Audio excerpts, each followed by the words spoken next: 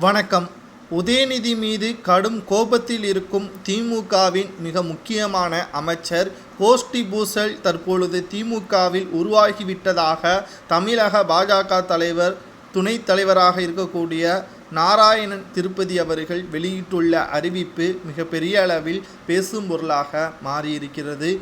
திராவிட முன்னேற்ற கழகத்தில் தற்பொழுது உட்கட்சி மோதல் நிலவி வருவதாகவும், அதை கட்சிக்கு வெளியே கொண்டு செல்லாமல் அமைச்சர்களும் நிர்வாகிகளும் மறைத்து வந்தாலும் அவர்களது பேச்சுக்கள் மூலமாக வெளிப்படுகிறது. ஸ்டாலினின் குடும்ப அரசியலை மீண்டும் ஸ்டாலினுக்கு எதிராக தற்பொழுது அமைச்சர்கள் பேசத் தொடங்கிவிட்டார்கள் என்று பாஜகவின் துணைத் தலைவர் நாராயணன் திருப்பதி அவர்கள் கூறியுள்ளார். அதாவது, திமுகவின் மிக முக்கியமான அமைச்சர் தாமோ அன்பரசன் அவர்கள் கூறுகையில் என்னவென்றால், சினிமாவில் இருந்து முதல்வராவது எல்லாம் எம்ஜிஆர் காலத்தோடு முடிந்துவிட்டது.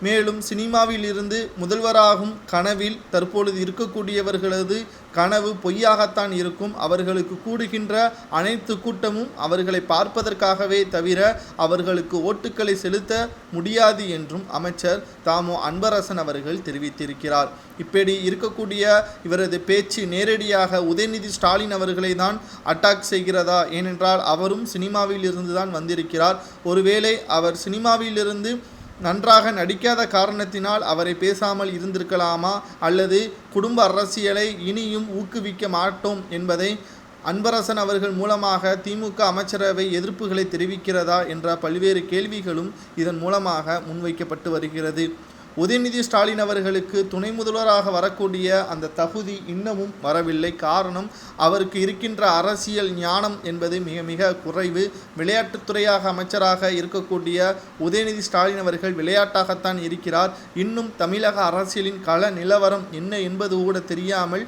விளையாட்டுத்தனமாகத்தான் இருக்கிறார் என்ற பல குற்றச்சாட்டுகளும் முன்வைக்கப்பட்டு வருகிறது.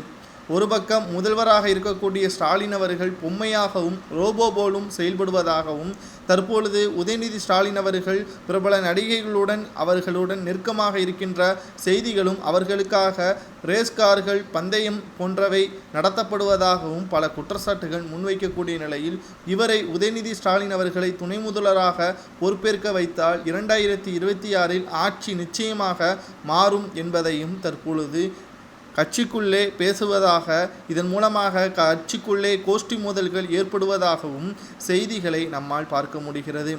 இந்த நிலையில்தான் பாஜக மாநில துணைத் தலைவர் நாராயணசாமி திருப்பதி விடுத்துள்ள செய்திக்குறிப்பில், உதயநிதி அவர்களுக்கும் அமைச்சர்களுக்கும் இடையே மோதல்கள் நிலவு வருவதை இதன் மூலமாக தெரிய வருகிறது என்றும் கூறியுள்ளார்.